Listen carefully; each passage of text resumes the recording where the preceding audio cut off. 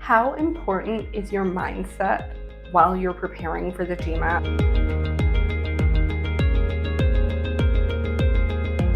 Quick answer, very. Congrats, you're done. I'm kidding. I'm Julia, and my perfect GMAT score was due in no small part to mitigating my nerves and maintaining my positivity. Today, I'm going to talk about 5 common positivity challenges that you might run into while preparing for the exam, and then I'm going to give you some tips on how to navigate them. 1, you might feel overwhelmed. In fact, I'm guessing everyone will experience this one at least at the beginning and maybe periodically throughout their journey if you're like me. The GMAT is a massive test. It covers a lot of information, and it's probably not the only thing going on in your life.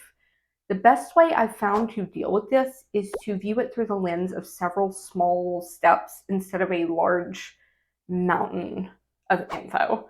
TTP's study plan was super helpful for me here because the lessons are broken down into small pieces. I had a better time making a little bit of progress every day instead of the alternative, which was drowning in existential dread. Additionally, I think that learning one concept at a time is a better way to learn and to retain knowledge, since most topics are cumulative. 2, you might not feel like your progress is as fast as you wanted it to be. Not to sound trite, but it is a marathon, not a sprint. The exam itself is several hours long, so training your patience and focus is as important as gaining mastery of the topics. The best thing to realize here is that your theoretical timeline isn't set in stone.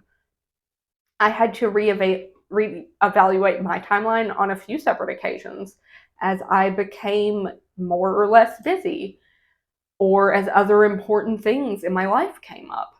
Don't be afraid to reevaluate yours and set more realistic goals that actually suit you where you're at right now. The third positivity challenging scenario you might find yourself in is the spiral of imagining the worst. If you don't think that all of this work will be worth it because you won't do well anyway, then it's very hard to stay motivated. What I would do in this case is proactively think the negative scenarios through and see if there were other things I could do to temper the potential fallout that was driving me to distraction. I only wanted to take the exam one time, but as the day got closer, I made peace with the fact that I might not do very well. And if I had to take it again, or even several more times, then I could be okay with that. If I thought I should be studying 30 hours a week and I couldn't hit that one week or a few weeks in a row, I would alter my expectations. Instead of letting the doom spiral run me, I would try to plan around it. It can also help to seek out positive stories. A lot of the message boards are kind of full of complaints, and that can stoke the flames of your anxiety. But I promise there are plenty of positive stories out there. They're just a little bit harder to find. 4, maybe you feel like you're not smart enough to do well on the GMAT. Look, testing is a skill like any other. Some people will have an affinity, of course. Some people will find it more difficult. Your best won't necessarily be the same as someone else's, but you can still prepare thoroughly and give it your all. If you already knew this stuff, then you wouldn't need to prep. So expect to be challenged and expect that you will learn some topics with less effort, and some will require you to be operating at 100% to comprehend them. Try to view the challenge as exciting instead of anxiety inducing or prohibitive. And remember that MBA programs wouldn't be using this particular exam that tests these skills as part of their admissions process if they didn't think these were useful skills to have in the program, in business. If the topics are too difficult to figure out through self-study, there is no shame in doing a couple of sessions with a tutor. Sometimes having someone else to talk to and talk information through with, even if it's the same information, helps our brains process it in a different way. 5, you're worried that your competition is too stiff at your target schools.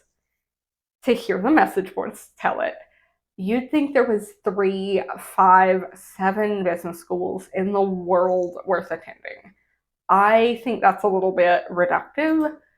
Of course, at the M7, but also at other schools, there will be competition, but you don't have any control over that. You have control over your test score, your essays, and your general profile. The AdComs consider applicants holistically, and while having a higher GMAT score probably isn't ever going to hurt you, there are other things that can help you stand out. There are plenty of students who take the test, don't get the score that they want or need, and delay applying to take it again with great success. There's a reason that there's more than one round in most applications. Positivity is huge in keeping your motivation where it needs to be during test prep. If you're feeling anxious, remember you're not alone. If anything, you're in the majority. Working through these feelings with the tips I provided or any other approaches that work for you is a great skill to develop. The test is only the beginning of your MBA process, which is only the beginning of this part of your career, and you're going to experience challenges. Keep up the positive thinking, be realistic with your timeline, cut tasks down into manageable steps, don't worry about other people's scores or stats, and remind yourself that it doesn't make you dumb to have to learn things you didn't know before, because it means you're growing and developing.